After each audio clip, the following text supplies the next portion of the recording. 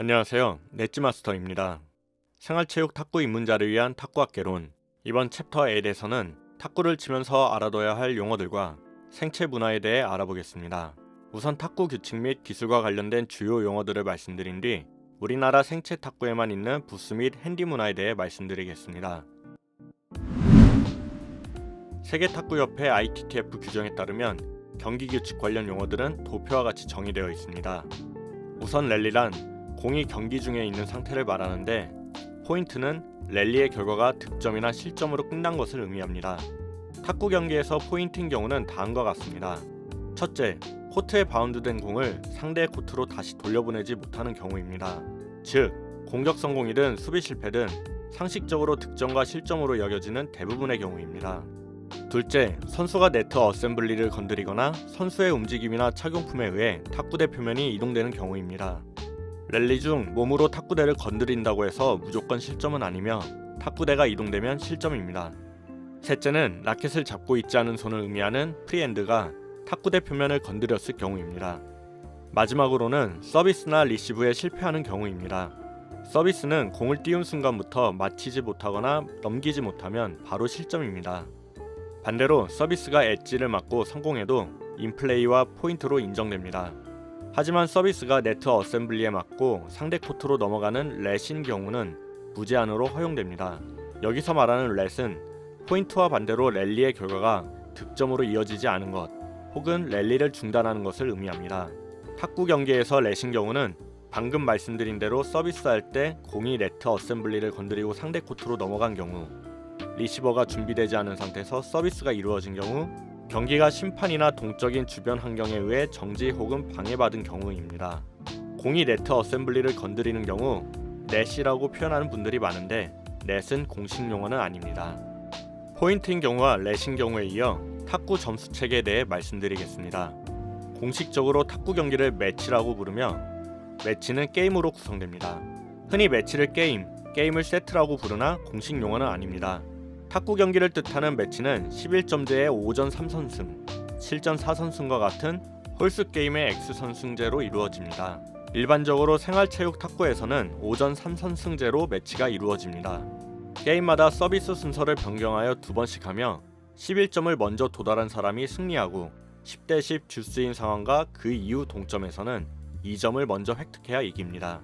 게임을 진행하는 동안 점수 합이 6배수일 때 땀을 닦는 타올링 시간을 가질 수 있습니다만, 생체에서는 땀이 많이 나면 언제든 타올링을 하는 편입니다. 점수를 셀 때는 득점이 많은 사람의 점수를 먼저 부르는 것이 아니라 서브권을 가진 사람의 점수를 먼저 부릅니다. 규칙 관련 용어에 대해서는 이 정도만 알아도 탁구를 즐기는데 큰 문제가 없을 겁니다. 다만 마지막으로 경기 중 상황인지 아닌지 혼동되는 몇 가지 경우만 따로 말씀드리겠습니다. 첫째, 공이 지주나 지주봉, 젬쇠에 맞고 상대 코트로 넘어가는 경우는 인플레이입니다.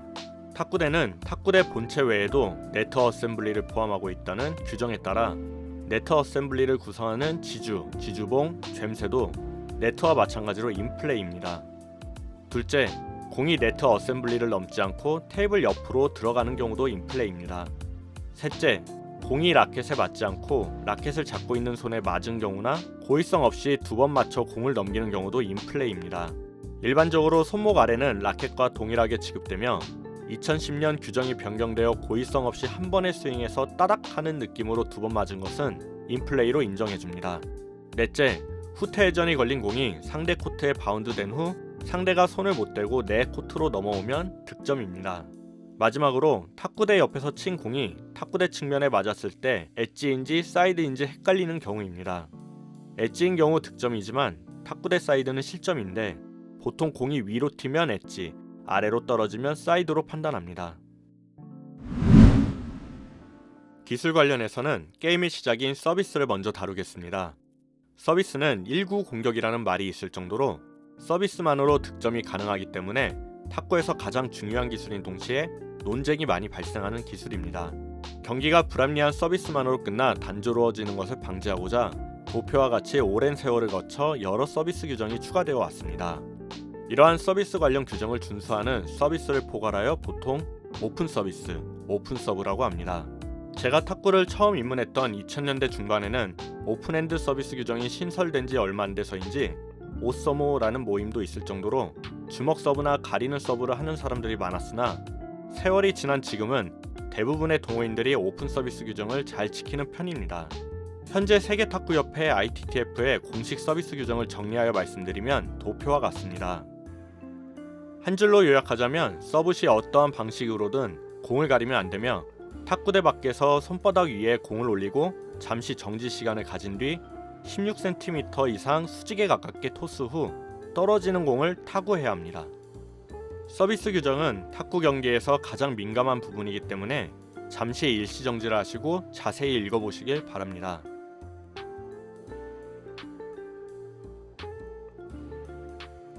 서비스의 종류는 길이와 회전이 다양하게 조합되어 여러 가지가 있습니다.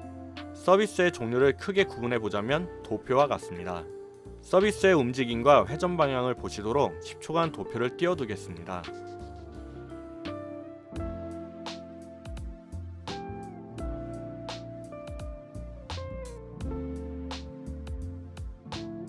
포핸드 기본 타법은 기본적으로 회전을 주지 않고 공을 넘기는 기술로 탁구를 배울 때 처음 익히는 기술입니다.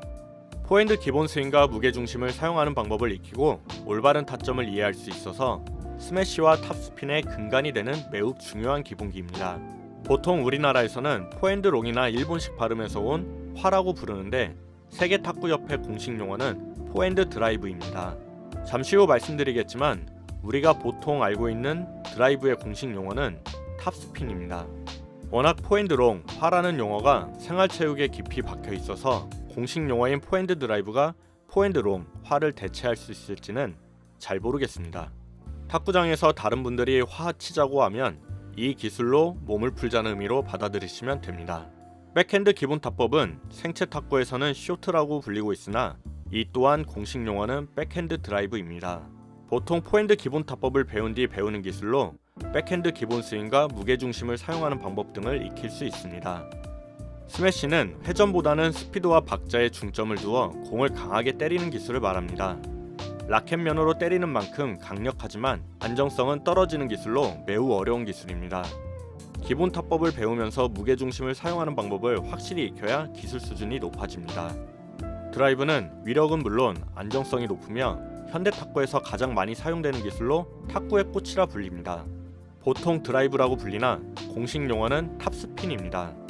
라켓면으로 공의 정면을 강하게 때려 직선으로 보내는 스매시와 달리 라켓각을 조절하여 공을 마찰하여 회전을 줌으로써 포물선을 만드는 기술입니다.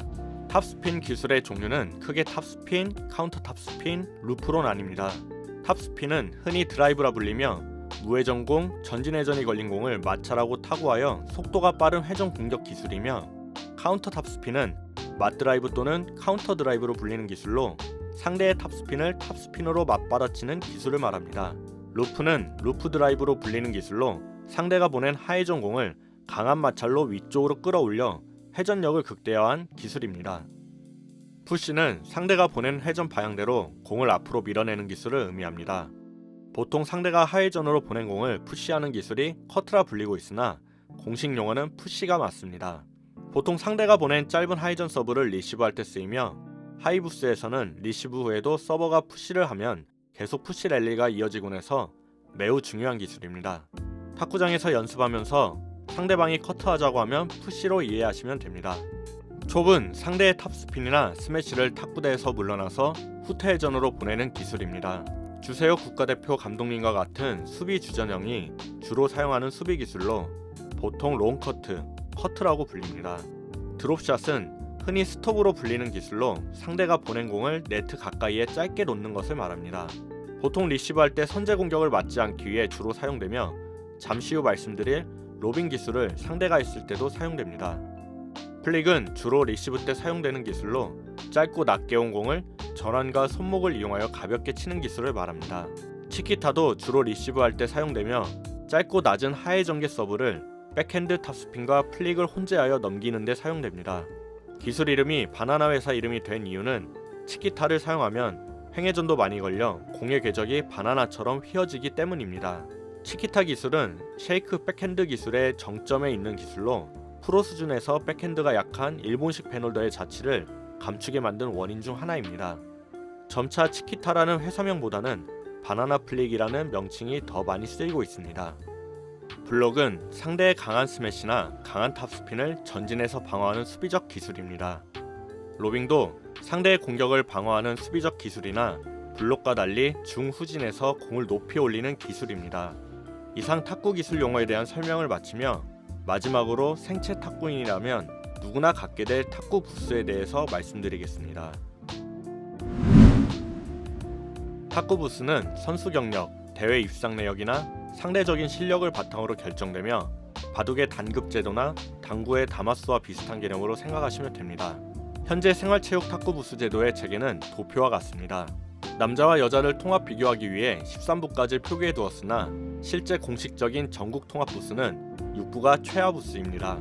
고등학교 선수 출신 이상이 등록되는 에이스부를 시작으로 6부까지 있으며 부스가 차이나는 만큼 핸디를 1+1 제도로 1점씩 더 받으며 최대 핸디는 4점입니다. 단, 남자 에이스부는 2+1 제도로 1점 더 핸디를 줍니다. 혼성 통합대회일 경우 남성 부스를 기준으로 하며 이때 여성은 본인의 여자 부스 플러스 3이 본인의 혼성 부스가 됩니다. 이제 막 입문하여 대회 참가 이력이 없는 초보자들은 지역대회의 초신부, 새싹부 등의 이름으로 개설된 종목에 참가하면 됩니다. 보통 처음 참여한 대회 일자를 기준으로 1년 동안은 각 대회 초신부 종목에 참가할 수 있으며 1년이 지난 뒤에는 최하 부스인 6부부터 시작하게 됩니다. 이제 탁구를 배우고 즐기면서 대회도 참가해보시면 자연스레 부스 문화를 알게 되시겠지만 간략히 부스 및 핸디 문화에 대해 말씀드리겠습니다. 다른 나라와 전문 선수 영역에서는 핸디라는 것이 없지만 한국 생활체육 탁구에는 부스 차이에 따라 핸디를 주는 핸디 게임이 거의 공식 룰입니다. 핸디 제도가 국내 생체 탁구에 정확히 언제 정착한지는 알기 어려우나 하수에 대한 배려를 통해 생체 탁구 활성화 및 대회 참가율을 높이기 위해 시작되었습니다. 선수 출신은 물론 선수 등록은 안 되어 있지만 중학교까지 선수 생활을 한 분들, 수십 년의 구력을 가진 분들, 그리고 가장 하수인 입문자들까지 대회 참가자들의 실력 범주가 넓기 때문에 부스 체계가 점차 세분화되었습니다. 그 과정에서 입상을 위해 부스를 속이는 등 부스 제도를 악용하는 부작용이 발생해 대회장에서 갈등이 초래되는 경우가 빈번하게 나타났습니다. 생체 지도자분들도 대회를 진행하며 부작용을 오래 겪었으나 깊게 뿌리 박혀버린 부스 제도 자체를 없애지 못하고 지역별 부스 명단을 작성하여 전산화하는 수준까지는 왔습니다. 하지만 문제는 지역별로 같은 부스더라도 실력이 작게는 한 부스, 크게는 세 부스까지 차이나 지역대회와 전국 오픈대회에 등록하는 부스가 달라졌습니다. 최근 대한탁구협회가 직접 문제를 해결하고자 지역 부스와 전국 부스를 통합하는 작업을 했으나 부스 하향 지원이 초래되었을 뿐 부스 제도로 발생하는 문제가 개선되지는 않았습니다. 결국 탁구 부스로 검색해보면 수많은 영상과 글이 뜰 정도로 지금도 뜨거운 감자입니다. 입문자분들에게는 당장 부스 제도가 큰 문제로 다가오지 않을 수 있으나 초신부를 벗어나고 실력을 기르다 보면 부스를 승급하는 보람도 있어야 열심히 연습할 동기부여가 되는데 지금처럼 부스가 하향 평준화 되어버린다면 입문자들은 물론 실제 하이 부스의 실력을 가진 분들의 승급은 거의 불가능하게 될 겁니다. 아무쪼록 대한탁구협회를 비롯한 탁구 행정가 분들과 생체 지도자분들께서 이른 시일 내에 부스 제도를 올바른 방향으로 이끌어주시면 감사하겠습니다. 지금까지 탁구를 하면서 필요한 규칙과 기술 용어, 그리고 생체 탁구에서 뜨거운 감자인 부스 및 핸디 문화에 대해 알아보았습니다. 다음 챕터에서는 탁구 실력을 가장 빠르게 늘릴 수 있는 방법 중 하나인 대회 및 리그전 참여 방법에 대해 다뤄보겠습니다. 언제든 제가 미처 언급하지 못한 중요한 내용이나 오류가 있다면 댓글로 남겨주시면 감사하겠습니다. 긴 영상 시청해주셔서 감사합니다.